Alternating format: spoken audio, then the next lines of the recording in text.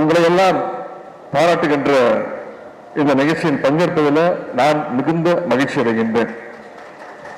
சென்னை பகுதியில் மட்டும் தென் மாவட்டங்கள்ல தூத்துக்குடி, நெல்லை மாவட்டங்கள்ல கனமழையால் ஏற்பட்ட வெள்ளத்தின் போது மீட்பு பணிகளை மேற்கொண்டவர்கள் மீனவ நண்பர்களாகிய நீங்கள்.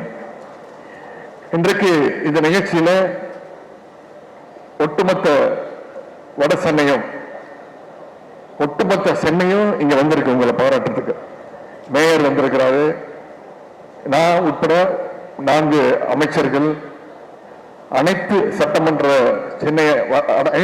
சட்டமன்ற உறுப்பினர்கள், இப்படி அத்தனை பேரும் இங்க உங்களை பாராட்டுறதுக்காக, உங்களை பார்க்கறதுக்காக, உங்களை வாழ்த்துறதுக்காக நான் வந்திருக்கோம்னா இது எவ்வளவு முக்கியமான நிகழ்ச்சி என்பதை நீங்கள் உணர்ந்திருப்பீங்க நான் நம்புறேன்.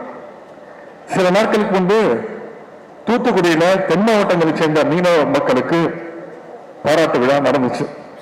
அதை தொடர்ந்து இன்னைக்கு சென்னையில இந்த பாராட்டு விழா நடந்துகிட்டு இருக்கு.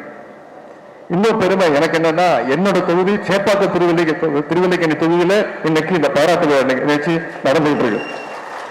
அதுல எனக்கு கூடுதல் பெருமை, கூடுதல் மகிழ்ச்சி. ஏன்னா எங்களுடைய தொகுதியில நிறைய மீனவர்கள் இருக்காங்க. மழை வெள்ள நேரத்தில் சென்னையின் பல்வேறு பகுதிகளுக்கு அந்த படகுகளை எடுத்து சென்று அந்த மீட்பு பணிகளை ஈடுபட்டவங்க நீங்க அத்தனை பேர் இங்க வந்திருக்கீங்கன்னா உங்களுக்கு முதல்ல என்னுடைய வணக்கத்தையும் நன்றியை நான் தெரிவிச்சுக்கிறேன். வெள்ள நேரத்தில் முதலமைச்சராக இருக்கட்டும், இங்க இருக்கக்கூடிய அமைச்சர்களாக இருக்கட்டும், சட்டமன்ற உறுப்பினராக இருக்கட்டும், மேயரா இருக்கட்டும், அனைத்து மக்கள் பிரதிநிதிகளும் மக்களை போய் சந்திச்சோம். யாரும் வீட்டை ஒழிஞ்சுக்கிட்டு இல்ல, வீட்டுல போய் பூட்டிக்கிட்டு இல்ல, எல்லா களத்தில் நின்று மக்களோடு மக்களா நின்னோம். எந்த தைரியத்தில் நின்னோம்? நீங்க எங்களுக்கு துணை நிற்பீங்க, அந்த மீட்பு பணியில நீங்க எங்களுக்கு துணை நிற்பீங்கன்னு அந்த தைரியத்தில் தான் நாங்க போய் மக்கள்கிட்ட போய் நின்னோம். அதற்கு இந்த நேரத்தில் எனக்கு கூடுதல் வாழ்த்துக்கள். பொதுவா யாராச்சும் நம்ம போய் கேட்டு ரிக்வெஸ்ட் பண்ணாதான் உதவி செய்ய வருவாங்க. ஆனா மீனவ நண்பர்களாக நீங்க தான் உதவி கேட்கறதுக்கு முன்னாடியே அதை புரிஞ்சுக்கிட்டு உங்களுடைய பறவைகளை எடுத்துக்கிட்டு வந்து மீனவர்கள் நண்பர்களாக நீங்க தான் களத்துல முதல்ல நின்னீங்க. அதனால்தான் நம்முடைய முதலமைச்சர் அவர்கள் இந்த பாராட்டு விழாவை நடத்தணும்னு எங்களுக்கு ஆணையிட்டு நாங்கள் இதை நடத்திக்கிட்டு இருக்கிறோம். மீனவர்களுடைய நலன் மீது நம்முடைய அரசுக்கு எப்போதுமே தனி அக்கறை உண்டு. மீனவர்களுக்கும் கழகத்தின் மீதும் கழக அரசின் மீதும் மிகப்பெரிய அளவில் ஒரு நம்பிக்கை இருக்கு.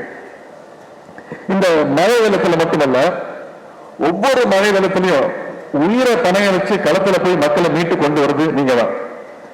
இப்ப மட்டும் இல்ல, 2015லயே இதே மாதிரி ஒரு மிகப்பெரிய வெள்ளம் வந்துச்சு. அப்போ மீனவர் நண்பர்கள் நீங்க தான் களத்துல இறங்கி மக்களை காப்பாற்றிருக்கீங்க. தற்போது நம்முடைய திராவிட மாடல் அரசு 2 இடங்கள்ல இந்த பாராட்டு விழாக்களை நடத்தி மீனவர் நண்பர்களை கௌரவிச்சிருக்கு. எனவே மீனவ மக்கள் கிட்ட எனக்கு ரொம்ப பிடிச்ச விஷயம் என்னன்னா, நேர்மையும் துணிச்சலும் தான். ஒரு விஷயம் தப்புன்னு சரின்னு சொல்ற முதல் ஆள் நீங்க தான். எதற்கும் கவலைப்பட மாட்டீங்க, யாருக்கும் பயப்பட மாட்டீங்க. உங்களை நம்பி வந்தா அது எவ்வளவு பெரிய விஷயமா இருந்தாலும் நம்பி வந்தவங்களுக்கு தோளோடு தோல் நின்று காப்பாற்றுறவங்க தான் மீனவ நண்பர்கள் ஆகிய நீங்க. இங்க இருக்கக்கூடிய அமைச்சர் அண்ணன் திரு அனிதா ராமகிருஷ்ணன் அவர்கள் கால்நடை, மீன்வளம் மற்றும் மீன்வளத்துறைக்கு அமைச்சர். இன்னைக்கு மிக மிக முக்கியமான நாள். இன்னைக்கு அவர் மதுரையில் இருந்திருக்கிறோம். முதலமைச்சர் மதுரையில ஜல்லிக்கட்டு ஏறுதழுதல் அந்த அரங்கத்தை திறந்திருக்கிறார். அந்த துறைக்கு அவர் அமைச்சர். ஆனா அந்த விழாவுக்கு போகாம இன்னைக்கு உங்களை வந்து பார்த்திருக்கிறாங்க. இந்த நிகழ்ச்சி எவ்வளவு முக்கியமான நிகழ்ச்சி என்பதை நீங்க உணர வேண்டும். நம்முடைய முதலமைச்சர் அவர்கள் மதுரைக்குள்ள அலங்காநல்லூர்ல கலைஞர் நூற்றாண்டு ஏறு தழுவுதல் அரங்கத்தை சுமார் 46 கோடி ரூபாய் மதிப்புல இன்னைக்கு திறந்து வச்சிருக்கிறாங்க.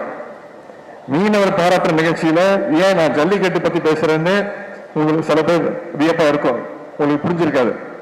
அதுக்கு ஒரு காரணம் இருக்கு. 2017ஆம் ஆண்டு ஜல்லிக்கட்டு போராட்டம் தமிழ்நாடு முழுக்க நடந்துச்சு. அப்போ மாணவர்கள், இளைஞர்கள்னு தெருவில் இறங்கி கடற்கரையில போராடினாங்க. குறிப்பா கடந்த 25 வருஷத்துல தமிழ்நாட்டில் இல்ல இந்தியாவில இவ்வளவு பெரிய போராட்டம் நடந்துச்சுன்னா அது நம்முடைய ஜல்லிக்கட்டு போராட்டம் தான். அப்போது இருந்த ஆட்சியாளர்கள் போராட்டத்தை ஒடுக்க நினைச்ச போது மாணவர்கள், இளைஞர்களுக்கு ஆதரவா நின்னது நம்முடைய மீனவர்கள் தான். ஜல்லிக்கட்டுக்காக மாணவர்கள் போராடினாங்க. ஆனா அந்த மாணவர்களுக்காக இந்த மீனவ நண்பர்கள் தான் போராடினீங்க.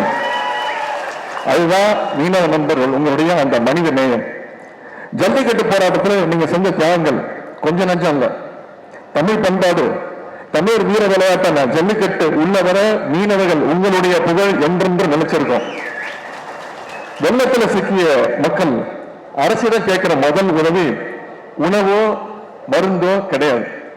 எங்களுக்கு ஒரு படகு வேணும், எங்களை எப்படியாச்சும் இங்கிருந்து வெளியில கூட்டிட்டு போய் காப்பாத்தி விடுங்க அப்படின்னு தான் கேட்பாங்க. அந்த நேரத்தில் மீனவர்கள் உங்களுடைய வாழ்வாதாரமான அந்த படகுகளை கொண்டு வந்து லாரியிலையும் டிராக்டர்லயும் ஏற்றிட்டு வந்து நீங்க தான் தமிழ்நாட்டு மக்களை காப்பாத்தி இருக்கீங்க. படகோ தைரியமோ துணிச்சலும் தான் மீனவர்களுக்கு உங்களுக்கு வாழ்வாதாரம்.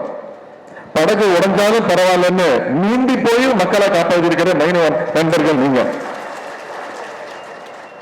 நிவாரண பொருட்கள் நாங்க ஏற்பாடு பண்ணிடுவோம். பால், பிஸ்கட்டு, தண்ணி பாக்கெட்டு, இப்படி உணவு பாக்கெட்டு எல்லாத்தையும் தயார் பண்ணிடுவோம். ஆனா எப்படி போய் மக்கள்கிட்ட சேர்க்கிறது நீங்க தான் அதற்கு முன்னாடி நின்னீங்க. உங்களோட உதவி இல்லாம எங்களுடைய அரசு ஏற்பாடு செய்யக்கூடிய நிவாரண பொருட்களை கூட நாங்க மக்கள்கிட்ட சேர்க்க முடியாது. அதை கொண்டு போய் சேர்த்தது நீங்க தான். தூத்துக்குடியில நான் இருந்தேன். நம்முடைய அமைச்சர் அண்ணன் அனிதா ராதாகிருஷ்ணன் அவர்கள் இருந்தாங்க, அக்கா கீதாஜி வந்திருந்தாங்க, நாடாளுமன்ற உறுப்பினர், கழகத்துறை துணை பொதுச் செயலாளர் அத்தை கனிமொழி கருணாநிதி தொடர்ந்து ஒரு மாசம் களத்தில் இருந்து மக்கள் பணி ஆட்டி இருக்கிறோம். அல்ல இந்த மழை பாதத்துல